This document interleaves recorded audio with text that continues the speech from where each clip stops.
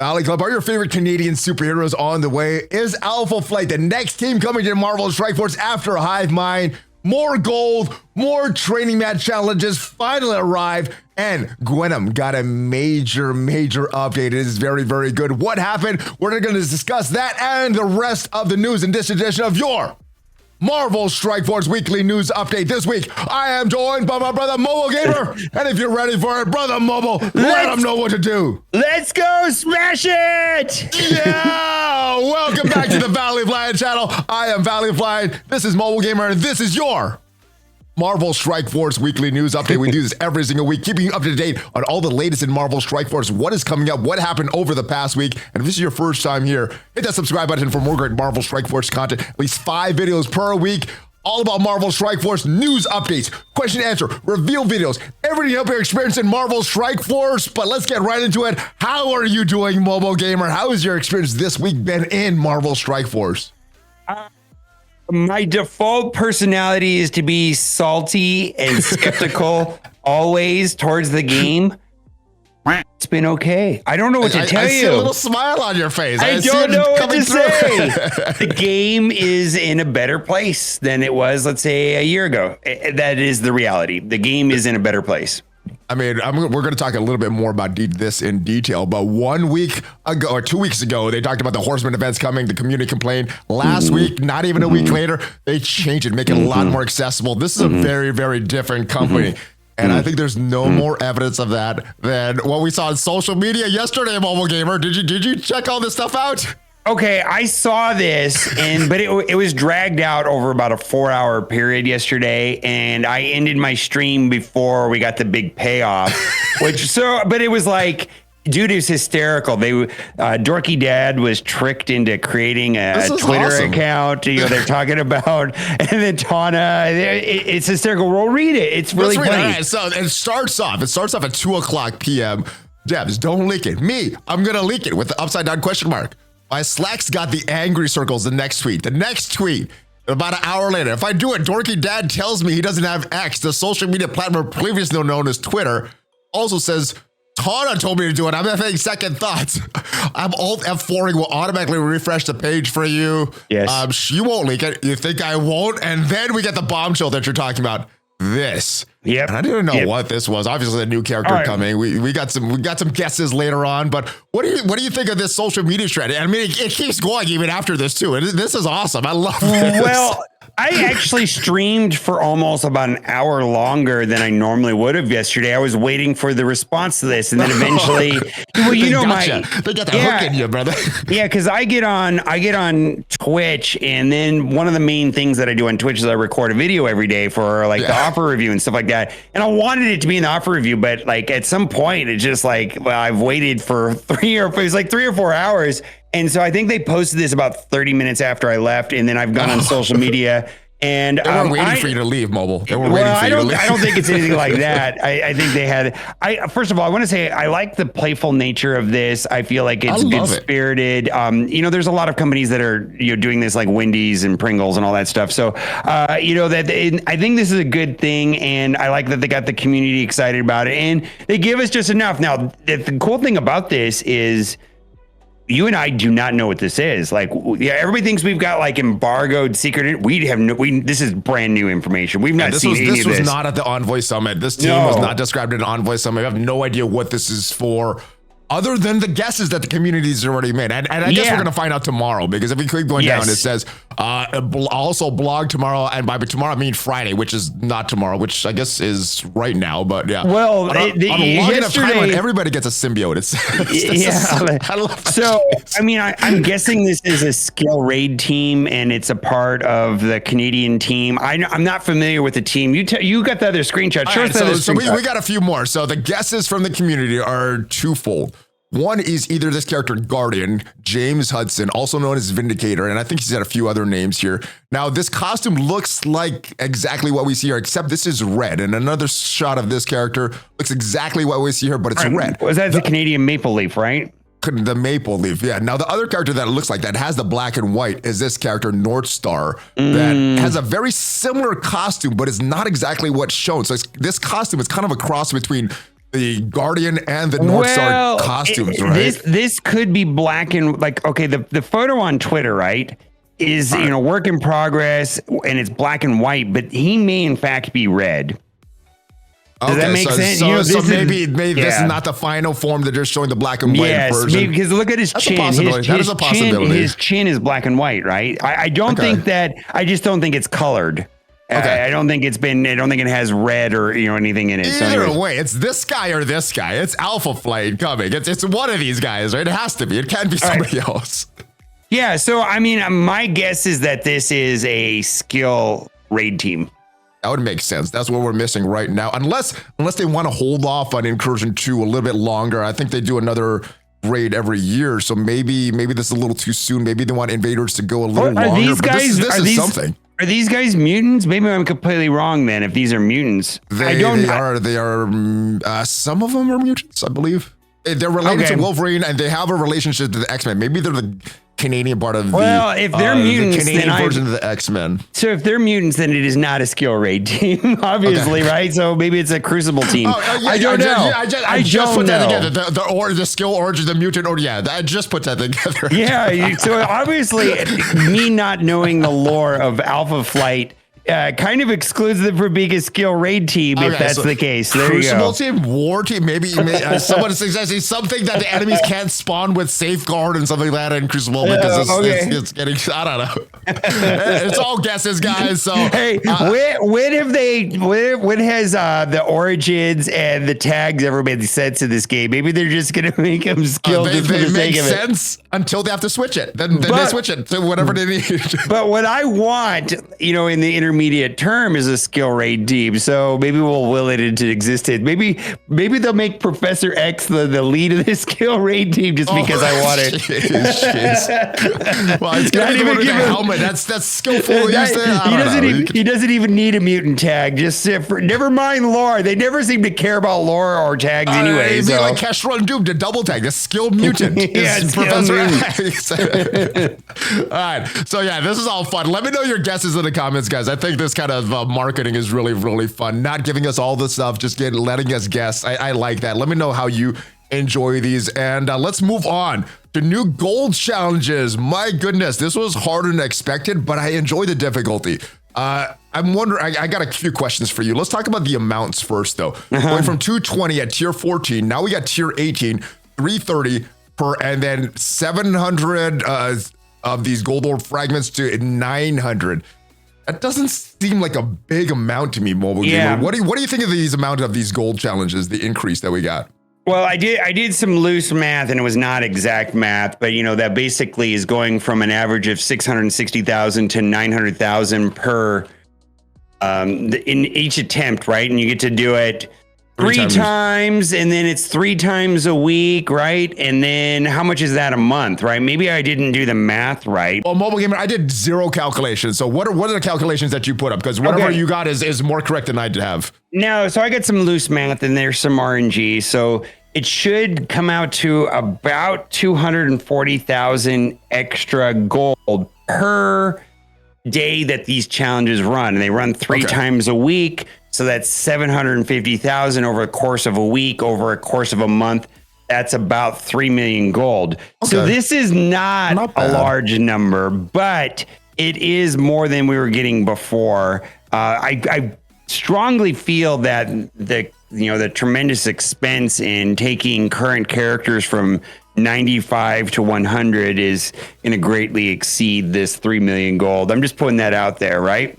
Yeah, I mean, if only we had this when we got Gear Tier 15 arrived, when Gear Tier 16 arrived, Gear Tier 17 arrived, and we got these challenges when we first got Gear Tier 18 and not when we're about to get Gear Tier 19. Right. It could have been more, but they're increasing gold in many different ways. This is just one of the ways that they're increasing it. But they've been describing this for patch after patch after patch, just finally here. Yeah. But yeah, it's good. I wish that they would. I wish they would update these every time a new gear tier comes out, which they used to. Yeah, they used to, but they forgot the past few level caps, right? Yeah, so Dark Dimension 7 comes out, we get gear tier 19. Usually there's a level cap increase right before that. This happens like every 9 months or so. We get a new big bad, Mephisto. Why can't we just get an update then? You know, why can't they just do it all at once? We used to. The first 3 years we did, and then they forgot, I think. They just forgot. So I feel like this is the changing the guard. This is a good thing. Yes, and today I was able to go up to 17. You 3 started. I 2 started. Red Hulk blindsided me out of nowhere. This is not. Let's talk about the difficulty, because I enjoyed the difficulty. I did the first couple on auto. And I was autoing 17. I'm like, oh wait, there's a Red Hulk there. I better make sure they're targeting this correctly, otherwise it's gonna blow up. And then at the end, I switched it. But I like that as difficult. What do you think about the difficulty? Yeah, I think it should be challenging enough where it's just not press auto and they can't do damage to you and you wipe the team and they just die. I don't think that's fun. I feel like the recent campaign nodes that they've released have been largely uneventful. It's just like, this feels like it's tailored around gear tier 17 and the next tier is going to be tailored around gear tier 18. And I think that is the way it should be. Now there does come a point where it's too hard, but I don't think that is it. Now, do I think this is going to be finishable by everybody? I don't. I think this is going to be end game type stuff. And you know what, Mobile Gamer? You're going to have a 2-star in that 17 forever, because you're never going to go back and do it. You're going to go to gear 18, you're going to 3-star that, and you're never going to there's no reason to go back on that. That's my hope right there, right? I hope that's what happens, right? Yeah. Shoot, what was I going to say? Training materials. We got training materials coming too. Wait. There was one more thing I was going to ask you. There was one more thing. But Mobile Gamer, I do think that is proper. You said the campaign missions were a little easy. Because that's where we farm character shards, that's where we farm gear. I do think that should be easy. I like that this is difficult. The thing about this is different. We have attempts. We have 3. We have as many attempts as we want, but we could complete these 3 times per day. So, if you need 10 attempts to beat this. I think that's fun. It's like resetting the Kyln Tower or the Scourges just to get that perfect run. I know some people don't like that, but I like challenge, and I think this is a little different than the campaigns. But let's move on. I welcome it. I mean, I don't want it to be impossible, but I don't also want it to be auto and walk away from it. And I think that it's a difficult balance for them to achieve, what is going to be challenging to a percentage of the players, but not impossible to a large number of players. That becomes frustrating. So, and I don't know how they balance it, but I was like, wow, I'm not going to be able to get 3 stars on this. I have to be more mindful. And the next time I go through this, I'm guessing that the gear tier 18 is going to be hard. I'm really going to have to think about doing it correctly to get 3 stars, because I am going to want 3 stars on 18. Did you just auto? Or did you just play it and like, oh no, there's a Red Hulk? I was messing around with a Sinister 6 Doc Ock team, and I had to swap out and put in some Secret Defenders to make it go through it. So I had to play it twice. Oh yeah, I did Secret. I think I did Secret Defenders and then just Goblin and Ock or something like that. But yeah, I think it's good. Now we have these training day ones here as well. They're not live yet. They're going to be live tomorrow, but we've got a tier 15, 16, 17, 18. Amounts don't seem a lot here. Every bit helps, but it doesn't seem like a lot. Have you done any calculations on these training mats as well? And if so, is this going to make a big difference in the economy? All right, I'm just going to call it right now. The bottleneck going forward is going to be training materials. And I'm going to call it right now that people are going to go from level 95 to 96 and 96 and so on. And every other post on Reddit's going to be about training materials in, let's say, 6 weeks to 2 months from now. I'm calling it now. Yeah, I mean, usually it's either gold or training mats. And I'm in a place right now. I'm decent on both. I do like that they're doing this though, and I hope it's just as hard as the gold one. I do want to struggle with it and then get that really the big dopamine rush when I finally beat it. I was like, oh yes, I finally beat it. It was super hard. But you know where I'm struggling with? I'm struggling with T4's Mobile Gamer. I thought it was the only one. I posted the Envoy chat yesterday. Apparently other people are struggling with this as well. Is this just a me problem, or are you also struggling with T4's? I think that T4's is largely going to depend on your alliance. It feels like a large chunk of them come from alliance and alliance events. I've been able to manage. So for example, yesterday I applied T4s to Void Knight, right? And I had enough to do everything but the basic. So If I didn't, then I'd probably be saying what you're saying. But for me, I've been able to like manage it. Now, where I have a problem with T4s, and this is kind of counterintuitive, is it's reworks that usually screw me up. I think that's what did it for me. The Sinister Six rework, spinning it all there. Yeah. I mean, because the amount, first of all, I love reworks, but those are characters that I usually ignored and didn't put a lot of T4s. And a lot of the reworks require finishing the T4s on them, right? Yeah. Because they put the good abilities. And so instead of just keeping up with the characters that are coming out, and like a new character comes out and I determine whether it needs 2 T4s or 3 T4s, or sometimes it's all 4. Usually I have enough T4s to do that. But when there are reworks also on top of that, like, and I imagine a lot of people right now are going and putting T4s on Carnage and Venom. I already had the T4s on those guys. If I didn't, I would be in a big problem with T4s. You would have struggled in a raids years ago if you didn't. Yes, but those just happen. So those particular reworks just happen to be characters that I already had the T4s on. But if I didn't, yes, I would be starved for T4s. I feel like T4s is a bottleneck that exists. It could be better. But I haven't found it to be like overly oppressive. It's just forced me to be selective.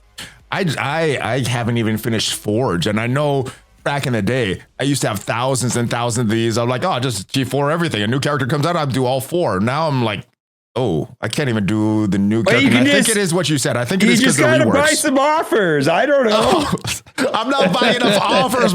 That's we figured out the problem. Right, I gotta buy more offers, Valley Club. That's what it is. That's so all. I believe it's by design, and yes, it could be better for sure. Absolutely. Yeah. All right. Well, let's talk about the new character, Void Knight. I've not built this character up. I got the gold and stuff, but I was trying to build for the Kyln Tower.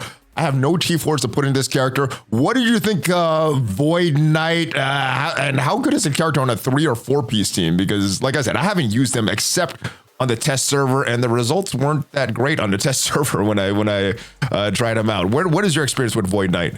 Okay, so there's three things. Well, there's 4 things. I'll talk about the first thing that you asked was, how is it going to work in a 3 or 4 piece? Now, on the test server, I was able to get through the boss node with a 4-piece and super-skrull. Okay. I was able to do it. Now, here's the thing, that they were maxed out. That's not going to be realistic. So it's not realistic. That's a maxed out team. So right now we have a reasonable solution with Rebirth and super-skrull. Now, that does require multiple people hitting the boss node. Okay, that's what I was going to ask you about, the boss node, yeah. The boss node, it's not, as far as I know, people that are getting through it, at best, they're sacking the node and then they're going in and maybe they get through most of it. But it feels like it's a team effort. There's 4 people in each lane, and it usually requires multiple people hitting the node. And that's just the way it is right now. Now, so the question is, will this team allow for a single person to go through it by themselves? And the answer to that question is, we don't have Red Goblin's kit. We don't know Red Goblin. We don't know. And so this is like, and so we don't know anything about Red Goblin. We have a inefficient. We haven't even seen a preview of his kit. We haven't, like, sometimes we know nothing. What do you think of this kit? Right. And we give feedback. We haven't seen anything. No, but the way it is right now with Rebirth and super-skrull, we can't one-shot it, but we can get through it, right? We have a reasonable solution currently in place. So the other thing is, okay, so we don't know what Red Goblin looks like. We don't know what the next version of raids look like. I can promise you that it's going to be designed in a way where Rebirth will not work on the next version of the raids. That's the way they always do things, right? Yeah.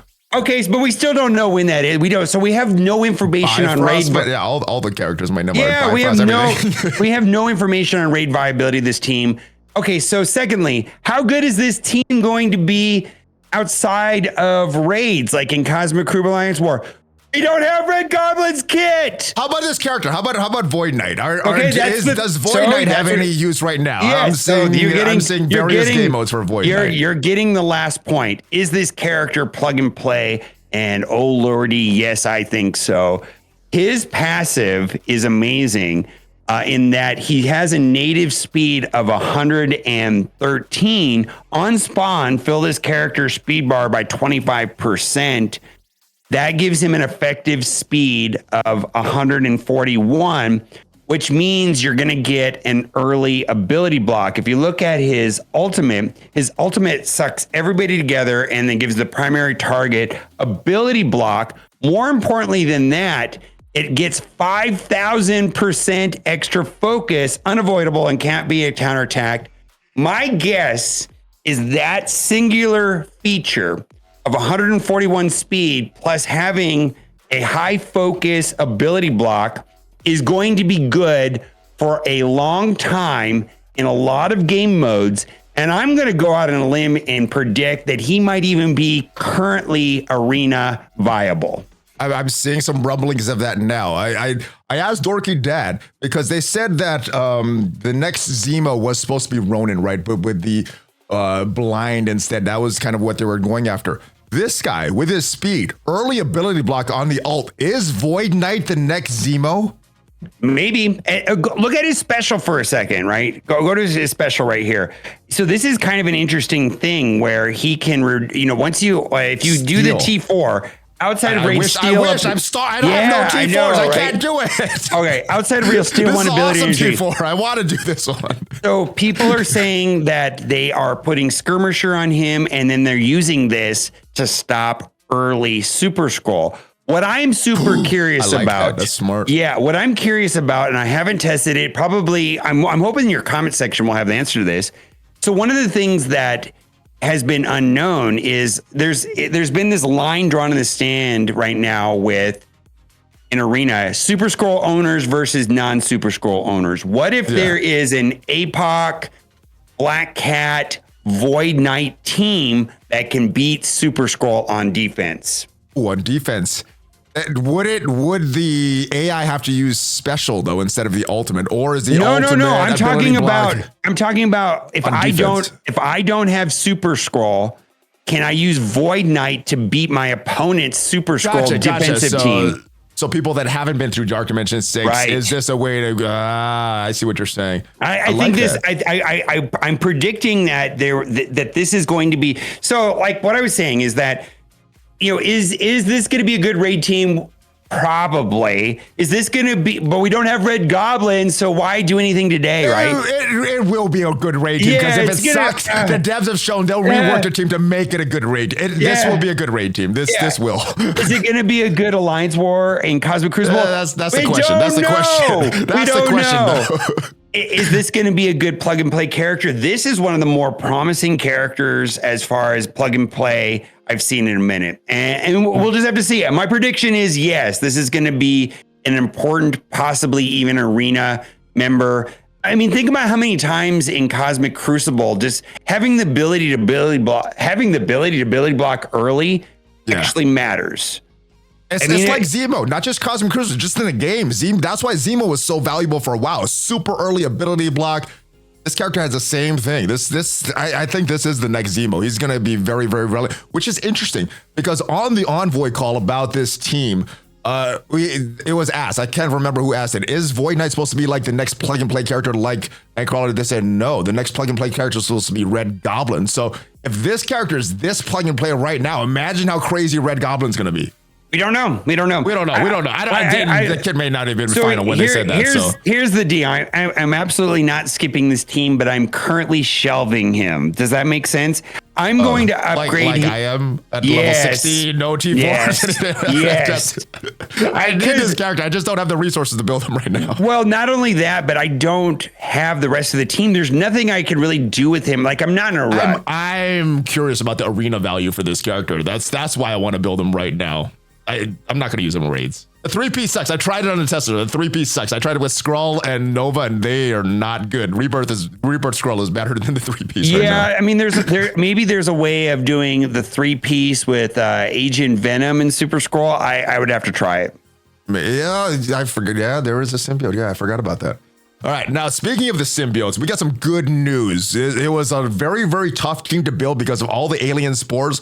Luckily, this is a very different scope. The devs have listened. Gwenom, her unique has got changed. It's not the the alien spores anymore. It's augmented experimental formula. This is great stuff. How excited is you? I know you made a video about the alien spores. Yeah.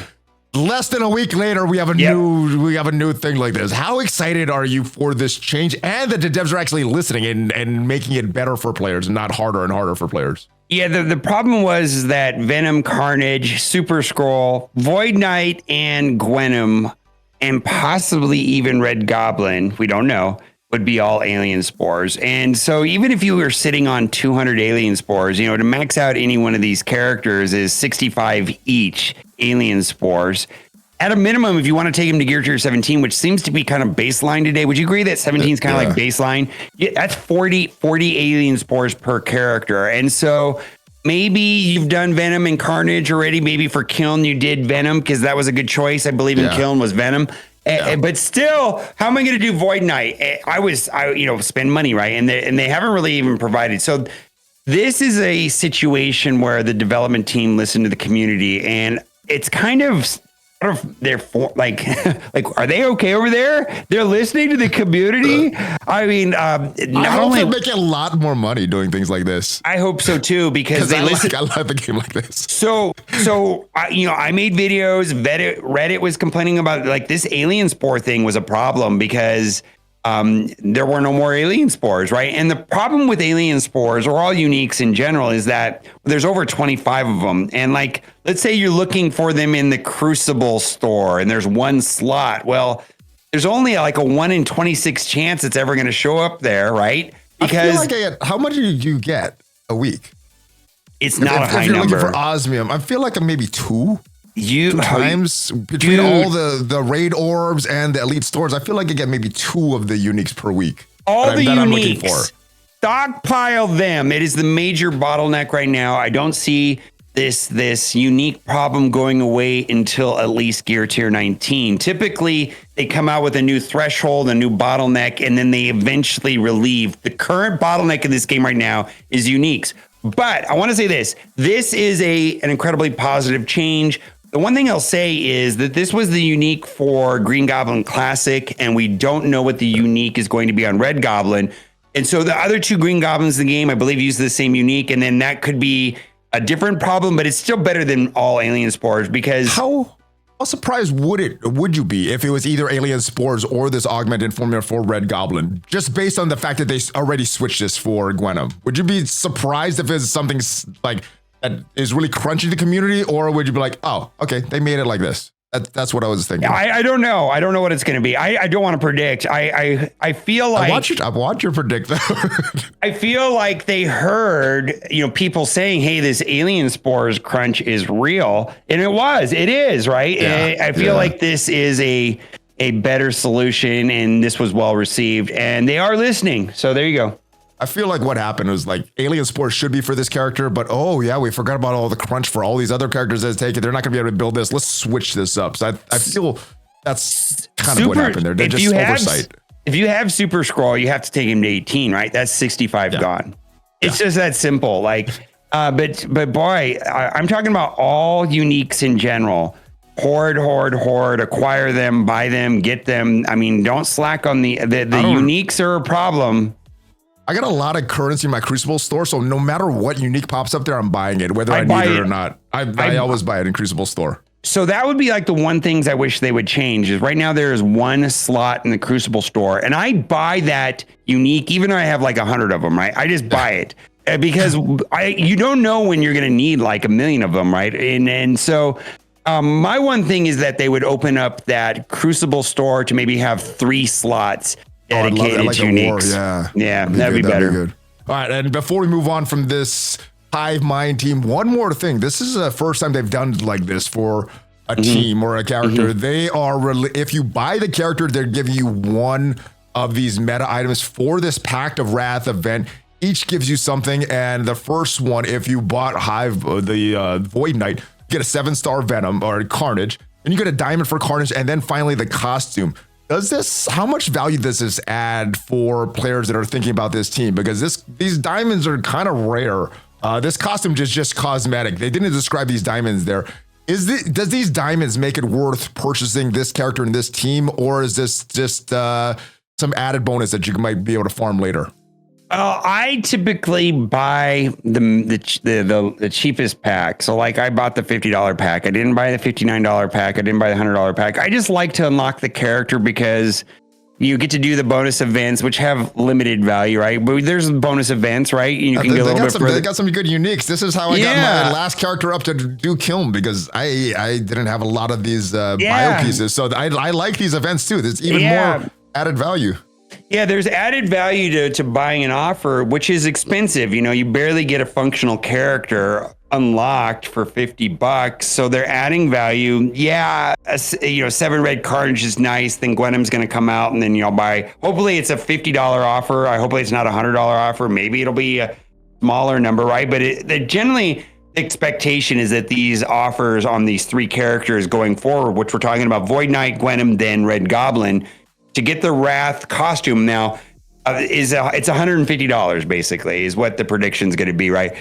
The costume doesn't, who knows, right? But if the offers are $50 like they were on Void Knight, the least expensive offer on Void Knight that had the helmet to get that 7 red carnage was $50. So I think Gwenom is going to be a 25 just because she's a 45 shot unlock, whereas Void Knight was a 100 shot unlock. Those are usually 50. I'm hoping Red Goblin's also a 45 shot unlock, but he might be 100. We don't know. I mean, there's definitely value to me to have a 1 diamond carnage for sure. I mean, that saves me 50 of the diamond silver promotion credits. So saving all that stuff. Yeah. So, but I want a 1 diamond carnage for sure. The Nova costume is cosmetic. It doesn't, enhance my gameplay, but that's interesting. That's cool. And it's related to Mephisto. Now, my prediction, and let me know if you think this holds water. We got the Nova costume here. We're going to get another costume for Black Cat related to Mephisto. Then we're going to get one for Green Goblin related to Mephisto. And then is Dark Dimension 7. Yeah. I think sound viable. Yeah, in general, my feeling towards this is good, meaning that if Scopely can make money in ways that is not selling power, that is not selling pay to win through cosmetic means, I welcome that. If that's the game, good point. That's a good point. Anytime that they can make a little bit of money and move forward where it's not just pay to win or power, I think that's good. Yeah, that's I like that. That's a good point.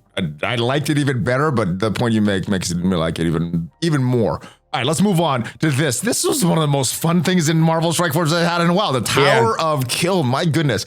How fun did you have? How much fun did you have in this? Okay. And did you have to build any characters? Did you build up any characters specifically for this, or were you already built? Okay, so I the day that this came out, I went all the way to level 37 pretty quickly. Okay. And then I was gear locked, and this to me mostly was a gear check, right? You had characters, you had the ready to go. So like getting to level 37 was a function of do you have super-skrull? If you have super-skrull, then you had the legendaries at gear tier 17, so you could do 35, 36, and 37, right? Yeah. So going beyond that, 38, 39, and 40, I just finished yesterday. And so I just finished this morning. I'm super happy. Well, so I know that there was a lot of people doing, like super-skrull was done. And then you're just like, oh, do I want to do Venom because the alien spores? Like it was kind of a mind fuck, right? Do them anyway. You're gonna do them anyway, right? So might as well do them now. Get some benefit from Kyln. Well, that was my thing. Like I know, some people were saying, Boylon did, super-skrull, Venom, and Swarm, and it's like, yeah, but do I want to take Swarm to gear tier 18? I wasn't okay with that, and so Swarm. Yeah, I was like, I that's cool that worked. I don't have a problem with that, but I want to get through it. But I really strongly felt that I only wanted to upgrade characters that I was planning on upgrading anyways. Okay. So super-skrull was done. I pulled the trigger on Venom, and then number 3 was Zombie Iron Man. And I was able to get through it. Oh, okay. I upgraded obviously Venom. I had to upgrade Moonstone because I needed another villain because my lizard died very early on. So I upgraded Moonstone. I was out of the advanced MRI, so I was waiting for that one to even get the gear tier stuff. So you use 4 characters then? You use Lizard also? 4 characters in the villain bio, yeah. Okay. Lizard, super-skrull, Venom, and then Moonstone. And then I also had to upgrade Omega Red for this because I was struggling with this. I finally got through to level 37, but I ran out of characters. So I'm like, I should build up Red Hulk. I should build up Omega Red. I needed more power for Omega Red anyway for Crucible. So I was like, I'll build them up. And Moonstone is good in Crucible. So I didn't build up too many weird characters for this, just characters that I think I'm going to use anyway. Yeah, so I want to say that this is mostly a gear check. Like, I mean, there was some minor strategy in it. Do you know what I'm trying to say, right? But mostly it was a gear check. It wasn't a skill check or an RNG check as much as it was. You either have some of the I would argue some of the nodes were RNG. Some of the nodes are RNG. Yeah, I also was told by the people watching my stream that I got very, very lucky on 39. I think I got through it on my second or third attempt. And people are like, you don't know how lucky you got. I cruised through it. So I do like this event. I hope that they do more events in it. And the reason why this event was important is that Diamonds on Gambit was something I wanted to do anyways. Yeah. A 3-diamond Gambit is not a joke. And I actually think that might create some problems in Cosmic Crucible and War. That's why they did that. That's why they did that. Yeah, there's going to be so many 3-diamond. I mean, mine's like 500 something power now. It's crazy. Now people got this. Now you got to upgrade Masters of Evil, even if you don't want to, just to beat that Gambit or something else. Now you got to upgrade them. Right. But yeah, this is gonna be a problem in Cosmic Crucible. This is great for the raids, though. Yeah. Overall, I was skeptical of this Kyln thing. I wasn't sure if the 3-man thing would go over well or not. And I can say I had a good time. I think there was a lot of people that just didn't have the characters upgraded, and it was probably not that great of experience. But for the people that did upgrade the characters, and I had to upgrade characters, sounds like you did too, right? I did as well. Yeah, that's why I just got through it today, and characters. I felt like that it pushed me to upgrade Venom and Zombie Iron Man, and for you upgraded Moonstone and Omega Red. And was it worth it to you? It was worth it to me. For the diamond, yeah. It was worth it for the 3-diamond Gambit. And it was a good experience. For me, this personally was a good thing. I like it. I hope they do these more often. I liked it. I had fun. I thought it was great. And I'm glad that it pushed me to upgrade, like Venom and Zombie Iron Man probably earlier than I wanted to. And I'm glad that I upgraded those two. And I think because the Undying team, my hope for the Undying team is that they will release another one next every Halloween. Halloween, and that's my hope is that is a 5-year team, and so I don't have a problem taking that character 18.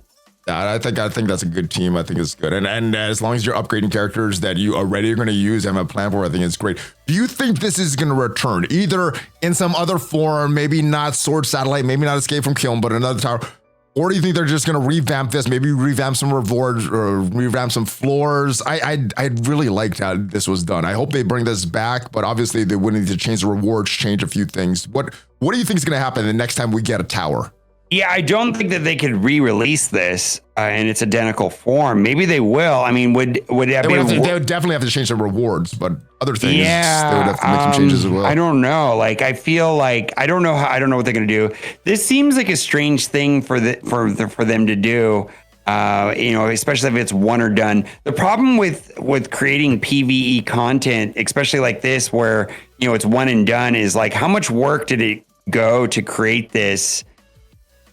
Compared to like, I know, right? Sword Satellite, I don't think that's ever coming back. And that looked like it took a long time to balance and everything like that. Yeah. Same thing with this. I mean, there's somebody over there that is trying to make a determination if this was a good use of time. I'm not sure. I'm not sure if the amount of resources it took to create this just to be something that we did for a couple hours on a week, is that, because like, think about like all the effort that was put into created Cosmic Crucible, and now we play it all the time, right? Yeah. And it's kind of, other than updating the rooms, it's done, right? Or this, like, how much of it's left behind to make something new and to continue going it, or how much work do they have to put? I don't know. I don't know the answer to that question. I think it depends on the profit, because I've seen a lot of offers related.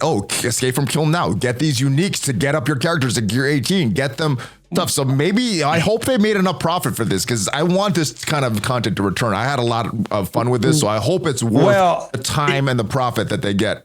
And the truth of the matter is that, you know, Setsi donated $20 to me to buy the alien spore so that I could do this. They got $20 out of me directly with a large roster already, right? Yeah. So like this did fuel spending. You know, it did, right? Yeah. So I hope it's worth it for them that they could keep bringing these back because I like this. Now, the other big thing, level 100 coming next week, Monday, coming on the 22nd, according to their dates. Who's your first tunes that you're going to level up? Obviously, it's not going to be level 100. You're going to be level 96, unless you're some Kraken with an amazing abundance of energy saved up. What are your first tunes you're going to level up? All right, so it's going to be super-skrull Apocalypse without a doubt, right? Just those two, no matter what. Your third is the one I'm really curious about. Okay, for me, it might be Quicksilver. What are you thinking? No, it's not going to be Quicksilver. I'm going to use characters. After that, it's going to be characters that I use in 3 out of the 4 game modes, and I can list off some characters that I use all the time in 3 out of the 4 game modes, right? So there's 4 important game modes, right? Arena, Raids, Alliance War, and Crucible, right? And in order of importance, in my opinion, is going to be Arena first, then Raids, and then more specifically on Raids nodes that I'm struggling in. Does that make sense? Yes. Because we're simming some of the Raid stuff right now, right? So that is not a high priority. Then there's Alliance War and Crucible. So I'm going to be focusing on it's gonna be Black Cat, Robbie Reyes, Hard Light. Those are gonna be my first 5 right there, without a doubt. Yeah, and then from there, it's gonna be characters like Kestrel, which is used in 3 nodes. Then it's gonna be like Gambit, which is used in 3 nodes. Then it's gonna be like Kang, which is just amazing in 2 out of the 3 game nodes, 2 out of the 4 game nodes. It's gonna be those plug and play characters that are bonkers. Quicksilver for sure. Dormammu, those. It's going to be those top 10 characters in the game, which are important in at least 2 out of the 4 game modes, right? I mean, you know what I'm talking about. There's just characters that you and I both know are good in at least 2 out of the 4 game modes, and they're going to be good indefinitely there not indefinitely, but for another 6 months for sure. Like Dormammu is going to be good in 2 out of the 4 game modes for the next 6 months to a year at least, maybe longer, right? Even the raids. I still use it. Like when my Bifrost fails a sim, I still bring in Dormammu now that they've removed that modifier that they can be revived once. So I still use them in raids sometimes. So I think we have the same top 10. I think our order is a little different after the super-skrull Apocalypse, but I think our top 10 is pretty much the same. Yeah, it's going to be secret defenders, and then it's going to be the plug and play mythics or whatever they're called. It's going to be mythics mostly. All right. So my other thing, they have this experience throttle event, bonus experience. I think you're the one that pointed this out. Yeah. Only level 65 through 94 is actually going to benefit from this. If you're under level 64, you're not getting any benefit from this. And obviously, if you're already 95, you're not getting this experience throttle. Why did they limit this to 65? I thought it was like level 40 the last time they did this. Why did they switch this? It was 61. 61 before. But why even switch it? Why put a limit on this? Why not get everybody bonus experience? I would think they would want newer players to catch up, right? Why limit this? So I'll be frank with this. I think this is somewhat of a non-event, kind of a nothing burger. My issue is messaging. I think if it would have said XP throttle bonus event will benefit players that are not at level, that starting at level 65 who currently are not at level 95. If they would have just thrown that in there, I think this would have been a non-event. It really would have been nothing, right? If they would have just stated what it was for, 65 to 94 and have at it. Because I don't see them allowing this type of event initially right at the launch at 22. And it seems like the event was designed to catch people up to 95 as quickly as possible. That's what this is for. My question is, why is it only 65 and above? Why not level 40 I don't know. or 30? That's my big issue. So I do know that you can get relatively easy up to about level 52, 53 in about 3 weeks, and then it slows down drastically. So technically getting up to 65 is not as hard, and it gets a lot slower from 65 to 95. I mean, it's not this linear number. Like, you get to like 50, like lightning fast, and then it slows down, then it slows down, and it slows down, and it slows down, right? It just, it's not this thing. I haven't been there for a long time. I think this would have just been better with different messaging. Now, do I wish that this event was for everybody and went live on the 22nd? Sure. Do I wish that my account that was at level 52, Kat's account at level 52, and that she could get the benefit of this? Absolutely, right? But I don't know. I just think, I don't know how much of it really matters. That's what I want more though. I want newer players to get it. I don't care if my level 95 doesn't get this experience throttle right now. I want newer players to catch up. That's what I'm more concerned with. Me too, so right? Me too. The thing that really threw me for a loop is why they didn't say what the minimum was. Like, so we went back and looked, and the last time that they announced this event, they specifically stated it didn't work for counts under 61. And then the time before, which goes back 2 years, it was level 14. And this time they just said nothing at all, and it's 65. So I feel like this is a messaging problem. 14 to 60 is a big jump. All right. But yeah, I mean, it is what it is, right? We're probably getting another experience bonus throttle after this goes live. So everybody that hasn't caught up can catch up and try to get these levels as soon as possible. I'm thinking minutes after this goes live, some of the Krakens are going to get level 100 right away. But let me know your thoughts in the comments. All right, the big thing here, we talked about this a little bit earlier. The Horsemen challenges, they got a lot easier. They make sort of permanent, coming back every 2 weeks or so and lasting for 5 days. One of the big problems the community had was, wait, we got to unlock these bad characters. Well, Scopely listened. We have more characters. Hive Mind, you can use them. Underworld and the Morgan Le Fay, in addition to Web Warriors and the Dark Hunters. Rogue added Infestation, Secret Defenders, New War. Oh, these are just good characters. No reason to build up these anymore. Red Hulk, Asgardians got added. Not just Hero Asgardians, Black Order and Thanos is added. And then Minions nodes also have villains. Yeah. You could use Super-Skrull. Well, I guess if you don't have Archangel unlocked, maybe you don't. But if you do it backwards, I know some people got like Doom before they got Phoenix. But anyway, this is great. And then Pegasus, all that stuff. What do you think of this, and how helpful is this going to be for newer and mid-game players that don't have that Apocalypse unlocked? How helpful is this going to be for them? Okay, first of all, I want to say I made 5 videos about this, complaining about how terrible it was. So this, and the reason why I made 5 videos is because, you know, I interact every day with people on Twitch, YouTube comments, and also Reddit. This was easily the most important and most public outrage I've seen about a single topic in a long time. And it did not stop for about a week straight. Like, it was, people were on fire about not being happy about this. And this right here still makes getting Apocalypse challenging, but now with the changes made to it, you're not throwing resources at extremely bad characters. So the difference between our experience and the people that are working on the Horsemen today is that we went through this month-long process to get Apocalypse. We got all the Horsemen. And we were upgrading Web Warriors, but Web Warriors were useful then. Yes, they were the raid team at the time. They are not now. That is a big change where people today are looking at this going like, I don't want, you don't want to upgrade Web Warriors, right? Would you tell anybody to upgrade Web Warriors? No, don't do it. So this gives a better path. And then the other thing too is that, yes, this will, you know, Hive Mind might be garbage a year from now. I don't know, right? That's a possibility. Usually raid teams last for about a year and then they go away. So. Yeah, I don't know. But here's the thing, though, that the way that this is set up now is that if there continues to be level cap increases and gear increases, and maybe we'll get an extension of, you know, ISO, we've already got diamond stars, you know what I mean?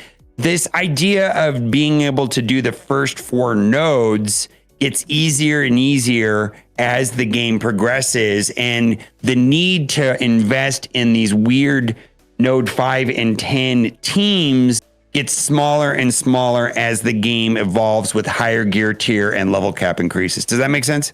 It does. I do feel that people when they're going to be wanting to do this before they get to level 100 though, or whatever the level cap is at the time, right? So once they get to level 60, I think people are going to be trying to, or maybe not 60, but as they're going to try to do this as early as possible is what I'm saying. I feel like the normal progression in this game is you do Dark Dimension 5, then you start working on Apocalypse, which is basically Dark Dimension 5.5. Yeah. And then, the problem with Apocalypse, I think, going forward is, right now there's still a relative, the problem is going to be different going forward. I think the problem is going to be the 23 characters that you need to get to 17 Phantom Blue X, ISO 5. Scarlet Witch, and got a Sunfire now even is not that valuable. So, yeah. So the one thing that we learned from this is that on December 11th, they drastically changed the requirements of unlocking a lot of characters, whether that was Star-Lord, Doc Ock, or Nick Fury. Those had very restrictive bad characters, and now it is not the case. So there's this willingness to go and look at legendary characters and identify if those are characters worth upgrading to get that legendary. Because a lot of people are looking at like Nick Fury, which was Kree Minions, right? That was terrible. Well, they got rid of that. They changed it. And so there's a willingness to change it and update and to refresh it to make it more of a better experience for newer players. And they just did that with Horsemen Scourges. Now, what I'm saying is that they're probably going to have to do that again in the future, 6 months or a year from now. Some of these characters are good now, but they're not going to be good in maybe a year and a half or 2 years. I think this is a reasonable fix for today, if that makes any sense. It may not be the best fix 18 months from now or something like that. They fixed this within a week. So in 6 months from now or a year from now, they can fix it like that. So I think this is not going to be a problem, I think. This had to be fixed. So I feel like there were two camps on this. There are people saying, I want to coast and not upgrade any characters and get a couple shards, and I don't want to upgrade my teams at all. And because that's the way it was, right? And Scopely didn't really and isn't really allowing for that. But it was completely unreasonable to expect people to upgrade Web Warriors, right? Yeah. So this is kind of like this solution didn't satisfy necessarily the people that just wanted to coast. Do you know what I'm talking about, right? Yeah, there was people that just wanted to coast. Well, they didn't do that. They're like, you've got to do something. But unfortunately, now it is better characters than it was before, and you're not having to upgrade Web Warriors. You can focus on Secret Defenders, and a lot of these characters that you can focus on now are going to help you in DD6 and maybe even DD7, right? Yeah, this is good stuff. I like this. And anytime they do this in the future, or anytime we need it upgraded in the future, they've shown that the speed that they could do this is pretty quick. So this needed to be changed. This needed to be changed, and I'm glad that they did. I am as well. Let's talk about the events going on right now really quick. Solar Schematics, where you need to spend ISO 8 energy, you need to battle in war, and for the web milestones, blitzing. How much blitzing have you done, and how much blitzing do you plan to do? Are you planning to max out those milestones? I know how much you hate blitzing, but you like blitzing. Rewards as well. So where are you with this Solar Schematics event? All right, let's talk about the web event. So I've been blitzing on stream right now. I set a 1 hour timer. The 1 hour, I'm willing to admit that the 1 hour timer makes blitzing more tolerable. I really hate blitz. I think everybody does, but it's better. And so the way the event is structured, my understanding is that you need 150 wins per day over a 7-day period. So, if you can do 3 or 4 rotations and get wins, depending on your roster size, you should be able to get through the web milestone. I believe I'm a little bit behind. I don't think I've been doing more than 3, and I'm not focusing on it. I mean, I'm just clicking the 3 buttons, and I don't know if I'm getting 50 wins per rotation right now. I don't know how many wins I get. I just click next, play, next, play. I'm already done with it. There's 4 days left. So if you're willing to blitz, it's not that bad. But I mean, you gotta blitz. It's not. So the changes to blitz are significant. Now you can blitz on the hour instead of every 2 hours. And it's still capped at 8 per day. So at some point you're going to hit a cap, but people that have been blitzing like you have finished it already. I'm behind. But the other thing too is that I feel like this event, you know, if I want to be more sweaty on the 7th day, I can do my 8 rotations on the last day, right? Yeah. I mean, 2 days, I pretty much got it. So the last 2 days, you could do like hard rotations and get this event, or not if the stuff, because there are sunspot shards. This is not an event with a leaderboard, so this is usually the more important events that you want to really push for, the leaderboard events. This is not one of them. So I feel like they've heard my opinion on Blitz, that it's a garbage dog shit game mode that needs to be deleted from the game. And they're not going to do that. I feel like this is better than the other Blitz. I mean, better than in the other Blitz events that we've had. This one's better than others. They don't seem willing. They don't seem willing to delete Blitz. Now, something that's changed my opinion on Blitz is super important for the new players. It's one of the primary ways of getting bulk shards. It's a way to learn the game. And it's one of the main things that a new player does, let's say up to level 60, right, is Blitz. Yeah. And there's that new player Blitz bracket, which exists for until you hit a certain level and so on. So I feel like there's always going to be a struggle, you know, with my concept of deleting it from the game, where it's so important to the early game experience. Are you talking for the shards, the rewards, or just learning the teams? Because remember back in the day of no sim, we had to play these teams, and I got to know these teams well. New players have to manually play it. There's no sim until I think level 60. So it's also those Blitz orbs have a bunch of characters that are useful in the Blitz store. It's just, and you get gold from the Blitz orbs. It's an important game mode, you know, for people in the first 6 months of playing Marvel Strike Force. Agreed. There's it is what it is, you know, and we get some good rewards if we want to do one more event. This one does have a leaderboard. It's actually some pretty good ranking rewards here. Diamonds for Venom. For this one, though, you're going to need to do some raids, and lots of raids. What should you guys do? Did you guys switch up how you're raiding at all? I know for day 1, we did a Gamma 1, and we got all the extra milestones done, all the limits done. What did you guys do for this event? Are you just doing your normal rotations, your normal raids?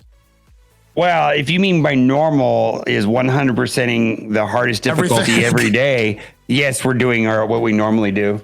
Jeez, okay. Nice. I just wondered if you switched because we switched our Greek. We switched one of our Greeks. There's nothing more to do, right? Yeah. We switched one of our Greeks, that's it. No, we're looking to be at a top 10 in the 2-week milestone to get the 3 diamonds. You guys are probably there right now, right? Yeah, I don't know where we're. Cantina learns 11. We might have to push, but anyways. Is there a way to push other than these spending? Okay, that's what I was like. Wait, how can we drop so much? We're doing all the raids. The only thing limit is the spending. I guess we're not spending. Yeah, I don't know what to tell you. These leaderboards are a function of spending at some point. It's just the way the game is designed. I mean, let's just call it what it is. It's an auction. That's what it is. It's an auction. I don't know what to tell you. It's an auction. Yeah, that's all it is. Your pause is so long. I looked over. It's an auction. Yeah, it's a spending. Okay, so yes, there are things that you can do to contribute to the event, but at the end of the day, there's a cap. There's cap. There's not much. Yeah, but there's caps, and then it's just going to be a function of spending at the end, and who's going to be willing to spend money. It's an auction. All right. One more thing that's not an auction, but it is something you can spend money on: the battle pass and strike passes. I think it was announced on your stream yesterday that the next strike pass character is gonna be Nightcrawler. What do you think of the value of these strike passes? I mean, there's some that we get with characters that are unfarmable. Some we get some good stuff with some farmable characters. Which do you prefer? These kind of battle passes that have these farmable characters, but not the dark promo credits and other stuff, or do you prefer the farmable characters? I mean, what do you prefer with this, or are you not buying either of them?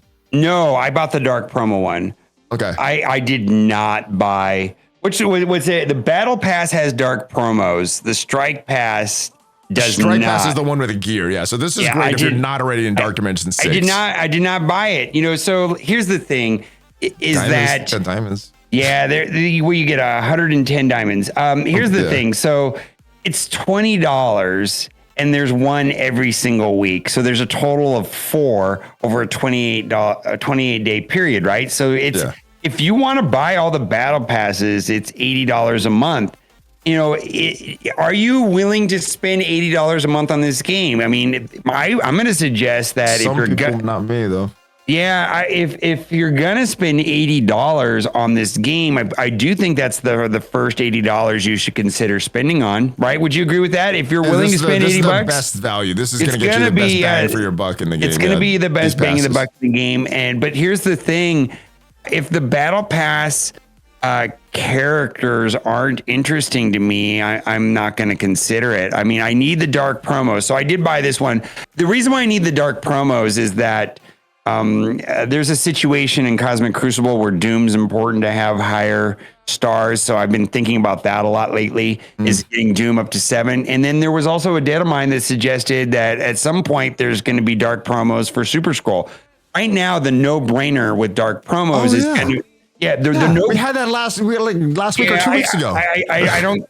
First of all, data mines are not always true, right? They don't always happen, right? Some of them are default 80%, but the other 20% we just never hear about again. Yeah, I think the rate is higher than that. I want to say it's probably 95% of them are accurate, but what I'm going to say is that right now, as far as dark promos, the only real no-brainer right now is Apocalypse, and then. Once, you know, I think most people have, I'm going to guarantee you have 7 red Apocalypse, right? You got to do it, right? That's the first one. That's the first one. Yeah, do it. Run, don't walk. Yeah. But when super-skrull becomes a thing, it's the same situation. Run, don't walk. That'll be the first one. That'll be the first one when super-skrull's there. So there's a cap on dark promos. You can, there's a 12,000 cap. So, you know, you're at 2,500, but it's just dark promos are important. And 3,500 dark promos for $20 is going to be the cheapest way to get them. And so I've been buying the one with the dark promos. The other one is going to be dependent on whether or not I like the characters or not. I want to upgrade these characters, but we're getting so much through means. It feels like, you know, I haven't spotted these for a while, and I already have 2,500, and I just upgraded Quicksilver like a couple weeks ago to 6. So it feels like with these events, we're getting enough. So I'm like, should I buy this, get this stuff right now, or just do these events? And I've been doing these events, but I might be switching. The threat of super-skrull coming to dark promos sooner than later kind of fueled me too. That's what I'm like.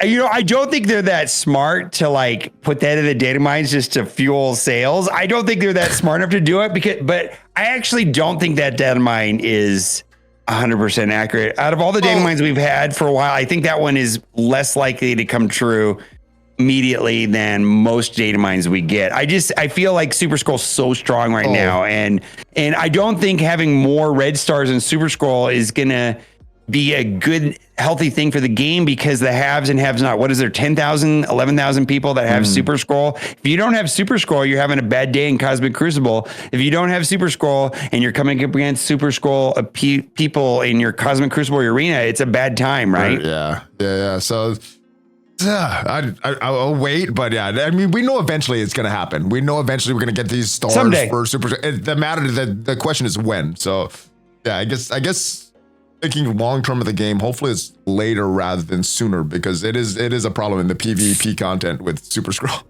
I don't think we need 7 red super-skrulls or diamonds on super-skrulls today. Super-skrull is already not today. He's so strong. And there was I got super-skrull late, right? Compared to a lot of people. And not having super-skrull was not fun. Specifically, I mean, he's so strong. Now that I have super-skrull, things are fine. But when I didn't, it didn't feel good. Yeah, I was probably a few weeks behind you, and I'm like, man, Mobile is, and we ended up with the same arena chart. I see your super-skrull, I'm like, man, he's climbing up. Oh, he's in number 1. Oh, he's number 1 again. He's number 1 again. He's because nobody had super-skrull at the time. It was like you're just retaining that rank. Really, super-skrull is the biggest definer of have and have-nots right now, and making that have-not situation wider, I don't think is good. Super-skrull's strong enough right now. He's so strong. He's so good. Agreed. All right, level 100, we talked about it. There are some data mines for this event, and this is an event related to the month-long milestone. This should be coming next week, and we have Blast Up to 100. For this event, this is related to the month-long milestone. You're gonna get century credits in a limited time store and have some character shards. I'm guessing Pegasus, I'm guessing Extreme X-Men, because the previous stores we've had have the most recent 2 unfarmable teams. And then there's going to be a leaderboard. 3 Diamond Nova also battling in raids. Yeah. Action. So spending campaign energy on this stuff. 50 core refreshes are you going to do? Are you going to do hundreds on this? Because there is a Diamond Nova for this. Yeah, I'm pretty sure that the Diamond Nova is going to be out of reach unless you're willing to spend. Those leaderboards are auctions. So, but I do like the event store. For me, that is the most favorable way of doing things. I really like them. I really think, if I need uniques, I do uniques. If I need character shards, I go character shards. I just really like event stores. I think they're the best. I do as well. Next thing I want to talk about as far as the data mines, Pegasus becoming farmable. Now, usually the order of operations, we get the announcement on a Friday, and then the following Thursday or Friday, we get them farmable. Now, we have not had an announcement, so we may get one tomorrow, which would mean that they would be farmable on the 26th or 25th or 26th of January. If it doesn't come till next week, probably not going to be farmable to the 1st or 2nd of February, but what this data mine does say, Infinity War Iron Man going to be available in a Cosmic Crucible store for Elite Crucible credits. Darkhawk going to Hard 7.6, replacing Morbius, who's still going to remain in the Blitz store, and Ironheart Mark II going into the War store. What do you think of the locations for these characters as their farmability? Okay, so what this means to me today is, I don't know when you're releasing this video, but today. So today is payout for Crucible, right? The end of the week, right? Yes. And normally, because I have such a severe crunch on uniques, I open with Elite Crucible credits all of those orbs. I do it every week because there's no character in there that I need, right? Yeah. But now that an Iron Man Infinity War is potentially going to be available in there, I'm not going to do that this week. So this week, when I get my payout, I'm going to be saving my Elite Crucible credits in hopes that Iron Man Infinity War will be farmable with those credits in the near term. So I'll hang on to them for a week is what I'm going to do, right? Okay. And then a week from today, when the next payout happens, I'll probably flush them the day before and convert them into, because I need those orbs have uniques in them. I need uniques, right? And so I probably will save them for like 6 days, 7 days. And then when I get closer to a week from today, which is next Thursday, then I probably will dump all of that I have before the next payout. Does that make sense? That's my strategy. I'm doing something similar. I spent pretty much all my elite credits opening them for the uniques or the Kyln Tower. Now that I'm done with Kyln Tower, I'm saving all of them until this announcement goes live in the game. And then, easily farmable Darkhawk. And the War Store, I need more War credits as well. So I might stop farming uniques there as well now that I'm done with the Kyln Tower, because I don't know. I've been buying War credits with my Alliance credits. I still don't seem to have enough, though. Are you in the same problem, or am I just spending too much? So I have a shortage of War credits, but every time you play in a war, you get, maybe 10,000 or something, and then you get paid out. But typically I'm buying uniques with those, and there's 3. That's actually probably one of the fairer stores for uniques. There's 3 slots that have uniques, and then, but when I come across a unique where I have like 10 or 1 or 20, and it's like I'm buying it, right? So I'm gonna have to back off of that for Ironheart, this is one of the situations where War Store currency is pretty valuable in getting uniques. I might actually be willing to buy like a $5 offer for 50 Ironheart shards if that means to me that I'm going to be able to use my war credits for uniques instead of Ironheart. I mean, that's a decision that I might have to make. Darkhawk into 7.6 is super easy. That's great. Any other final thoughts, Mobile Gamer? I'll just say this. In the history of Marvel Strike Force, when somebody says to me, I'm thinking about coming back to Marvel Strike Force, I want to start back playing the game. Traditionally, my answer is be like, why? Why would you want to do that, right?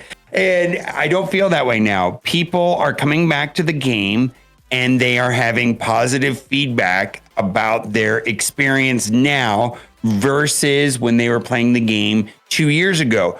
Are you stuck and kind of screwed in your arena? For sure. Yeah. But even people that they're saying, I'm only at like 150 or I'm at 100 and I haven't played the game.